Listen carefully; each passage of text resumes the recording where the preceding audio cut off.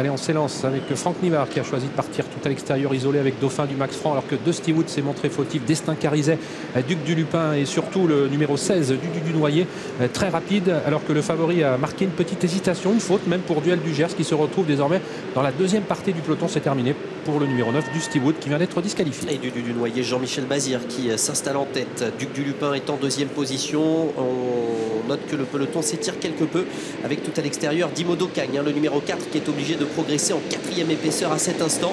Et on a également la présence au centre de Dauphin du Max Franc, le numéro 8, avec également Dayan Winner pour tous tenter de rejoindre du Noyer qui a l'avantage. Quant au favori Duel du Gers, eh bien, il est pour l'instant à l'extérieur également et va tenter de progresser dans le wagon de 3 où tout à l'extérieur Dimo Docagne continue son rapproché. Dimo Docagne, un cheval qui aime bien aller de l'avant, qui fait un gros effort maintenant pour tenter de prendre les commandes de l'épreuve. Il est venu en tout cas se poser aux côtés de du Noyer qui l'a contré, mais Dimo Docagne réaccélère pour prendre désormais le meilleur. Duc du Lupin vient ensuite. Dreamer Boy s'est rapproché, vient maintenant en troisième position, alors qu'à l'extérieur se rapproche également Duel du Gers, mais ce dernier va se retrouver désormais né au vent. Dayan Winner est tout près en septième position, talonné encore par Dauphin de Max Franc, avec également Destin Carizet, le numéro 15. Pas simple pour le favori Duel du Gers, qui reste toujours à flanc de peloton à cet instant. Ça fait un long moment et Mathieu Abrivard va devoir accélérer pour essayer de se rabattre devant. Et bien toujours Dimo Docagne, le numéro 4, qui a repris tout de même l'allure en tête et qui a dans son dos du Noyer, le numéro 16, avec à l'extérieur Dreamer Boy, le numéro 10, qui est là, et tout en dehors Duel du Gers, qui ne peut pas se rabattre, qui va devoir réaccélérer au passage devant les tribunes.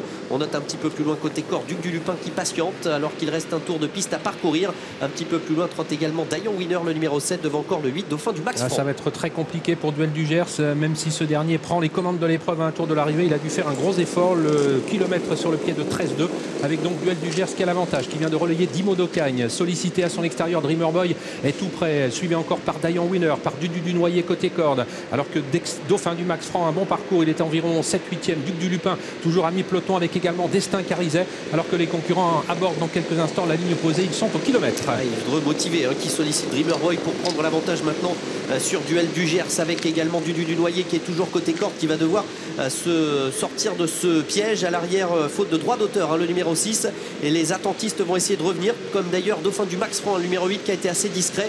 Destin Carizet également, le numéro 15, a l'air d'avoir pas mal de ressources. Johan Le Bourgeois qui demande à Dayan Winner d'accélérer maintenant pour venir rejoindre et essayer même de déborder Dreamer Boy, qui lui résiste.